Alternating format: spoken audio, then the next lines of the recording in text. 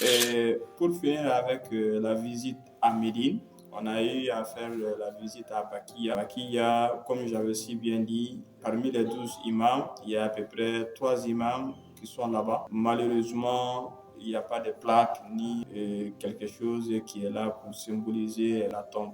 Vraiment, c'est déplorable, voilà, mais c'est ça. La réalité, c'est ça.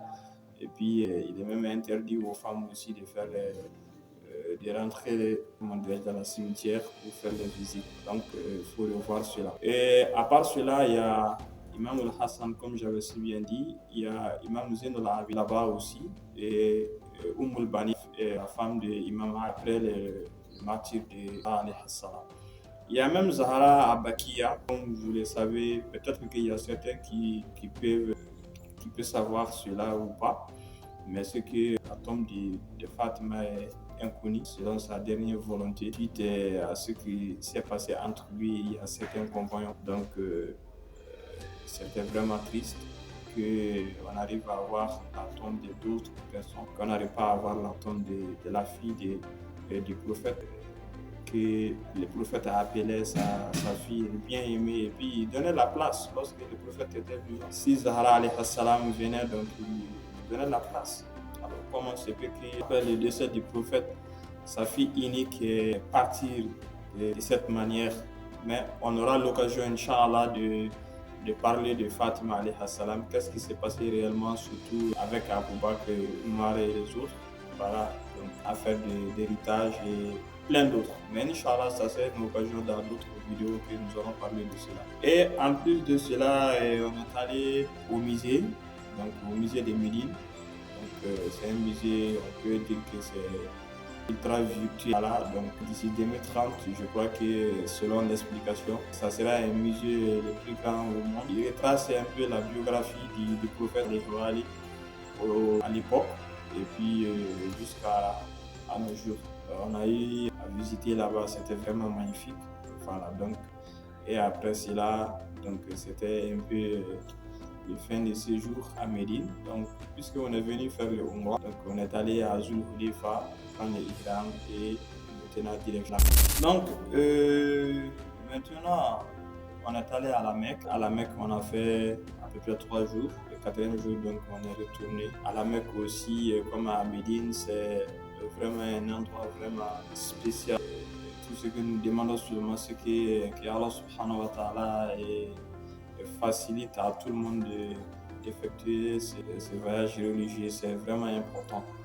Donc, à la Mecque, donc il y a la Kaaba, comme vous le savez, et puis il y a plein d'autres endroits à visiter à la Mecque. Donc, on a effectué le Umrah, Alhamdulillah, on a fait le Tawaf, le Safa et Marwa. Et je peux même dire que c'était un plus, puisque les jours où on est venu, et ça fait tellement longtemps, comme vous le savez, c'est un pays désertique, donc il pleut pas trop là-bas. Voilà. Pendant l'année, il peut y avoir la pluie 5 ou 6 fois comme ça c'est maximum. Donc ces jours-là, il a vraiment plu jusqu'à ce que voilà, tout le monde était content. Donc c'était les miséricordes d'Allah, Masha'Allah. Donc, et après avoir effectué le Umrah à la Mecque, à faire le Tawaf et boire de l'eau de Zamzam. L'eau de Zamzam, c'est vraiment une eau inexplicable, mais c'est incroyable. Comme le prophète avait si bien dit, sallallahu alayhi wa ali, en disant que celui qui boit l'eau des âmes a avoir une intention derrière. Alors, si tu veux avoir du savoir ou si tu veux avoir de l'argent, il faut boire avec cette intention et ça sera exaucé. C'est vraiment incroyable parce que là, de Médine à la Mecque, c'est un déplacement vraiment très fatigant. Si ce n'était pas l'eau des Zamzam, voilà.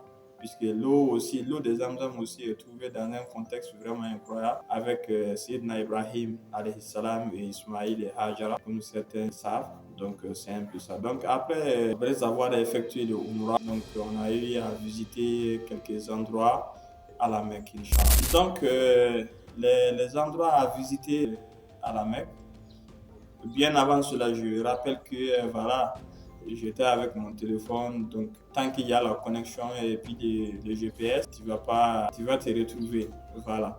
Et puis surtout quand tu comprends l'anglais aussi, ça facilite, mais surtout l'arabe, c'est très important parce que là-bas, je peux même dire que 80% parlent l'arabe. Donc, si tu comprends l'arabe, ça faciliterait un peu les choses. Donc, l'anglais aussi, donc, se débrouiller un peu dans tous ces deux langues-là. Donc, alhamdoulilah. Maintenant, les endroits à visiter, on a eu à visiter la tombe de Sayyida Khadija, la première femme du prophète sallallahu alayhi wa alihi. Sa tombe se trouve à la Mecque. Et puis, son grand-père, Abdul Muttalib, ils sont dans la même cour. Malheureusement, c'était pas le jour où on est arrivé, c'était pas le jour ouvert pour la cimetière parce que là, très jeune, après la prière qui ouvre la cimetière, mais on a eu quand même à prendre des photos là-bas et une petite vidéo là-bas. Donc, en plus de cela, on a eu à visiter l'endroit où le prophète est allé se cacher en partant à Médine. On appelle les Hijra. Donc, on appelle ça Gare de Thawr. C'est à peu près à 700 mètres de hauteur, voire 800. C'est très très long et on a effectué cette marche-là. C'était difficile, mais c'était incroyable. Et puis, on voulait le faire en fait, pour se sentir et puis comprendre un peu ce que le prophète avait encaissé durant sa prophétie. C'était vraiment incroyable. Lui qui connaît un peu la géographie de l'Arabie Saoudite, ou voire même de la Mecque, on voit que c'est des chaînes montagneuses partout. Et puis, c'est des endroits vraiment sur l'altitude. Donc, c'est très fatigant. Donc, et puis aussi, le soleil, vraiment, ça tape fort là-bas.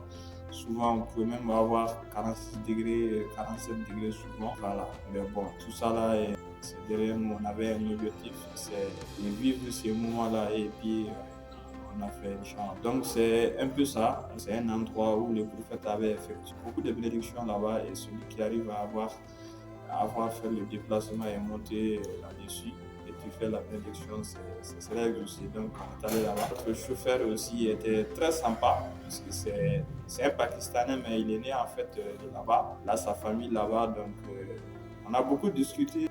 Voilà, il nous a montré plein d'endroits où on doit visiter, Zul Khalifa, comment dirais-je, les monts Arafat, et là où on lapide Shaitan. On est allé là-bas visiter aussi. Et il y a les mosquées de djinns, on est allé visiter un peu. Et voilà, donc c'était vraiment incroyable. Voilà. Et maintenant, le lendemain, on a fait la visite à Gare Hira où c'est midi faire la prière. Il partait avec Imam Ali alayhi salam. À cette époque-là, Imam Ali ne dépassait pas 6 ans comme ça, d'après les sources historiques. Donc, lui et les prophètes partaient là-bas. C'est à peu près à 600 mètres d'altitude. Donc, c'est sur une hauteur vraiment incroyable. Et on a vraiment voulu monter et puis savoir la difficulté par laquelle le prophète est vraiment passé. Donc voilà, c'est un endroit magnifique, même si c'était pas du tout facile, parce que là, comme je vous ai si bien dit, en Arabie Saoudite, le soleil vraiment, ça tape fort. On est allé visiter vers 10h comme ou 11h, vers midi. Il faisait à peu près 46 degrés, donc voilà. Mais c'est à peu près 1 heure et quelques de marche, donc aller-retour. Voilà. Donc on a effectué ça, alhamdulillah. Une grotte là-haut, et les prophètes priaient. On a effectué une visite là-bas, alhamdulillah. Et vraiment, il n'y a pas eu de problème du tout. Donc on est retourné et puis voilà, donc les derniers séjours avec des achats. En tout cas, il y a une partie peut-être que je n'ai pas oublié, mais voilà, je vais terminer avec ça. C'est que quand vous partez à Médine ou à la Mecque, il y a des choses qu'il ne faut jamais oublier cela. Et la date Ajoua et puis l'eau des Zamzam. Vraiment, par exemple, Ajoua, c'est le premier arbre. Adam alayhi salam est descendu avec et a planté. Le prophète aussi avait fait la bénédiction, a fait des doigts sur cet arbre-là à la fin de ses jours à la Mecque. Donc, on est retourné au Mali. Donc, voilà. Maintenant, ce que je peux dire, voilà, on peut dire comme ça. Si vous voyagez, si vous avez des moyens financiers ou des moyens sanitaires, je crois qu'il faut les faire vivre parce que là, on ne sait pas qu'est-ce qui se passera demain. Voilà. Et je salue surtout Fatima. Marlène, actuellement, elle est en France et je la salue ici. On a effectué tous ces beaux voyages, alhamdoulilah.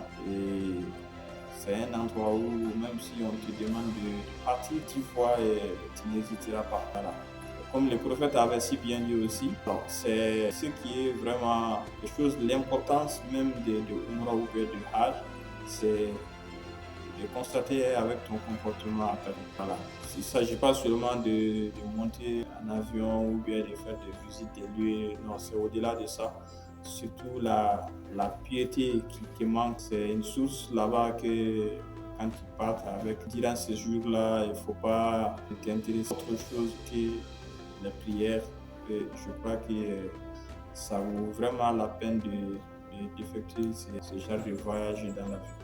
Parce que là, on voit qu'il y a beaucoup de gens, par exemple, qui vont à Dubaï, à d'autres endroits. Je ne dirais pas que c'est pas bon, mais c'est un site vraiment, ça réveille le cœur encore quand tu es musulman. Et voilà. Donc, en résumé, donc on peut dire que voilà, ce qu'on avait eu l'idée de faire ces petites interviews, même si c'était un peu en retard, mais ça vaut le coup. La mémoire est très fraîche, donc je crois que je n'ai pas oublié quelque chose. Donc, on salue tout le monde, Inch'Allah. Voilà, c'est pas. Auparavant, on pouvait dire que voilà, est-ce qu'il faut être dans une agence ou bien quelque chose comme ça. Mais actuellement, si avec la technologie maintenant, on peut effectuer tous ces voyages-là avec la réservation des hôtels et puis tout ira bien. Donc, on salue tout le monde. J'espère que ceux qui nous regardent aussi auront occasion de visiter cet endroit-là et d'autres visites encore qui sont en cours de route. Et Inch'Allah, ça sera un autre voyage. Salam alaikum wa rahmatullahi ta'ala wa barakatuh.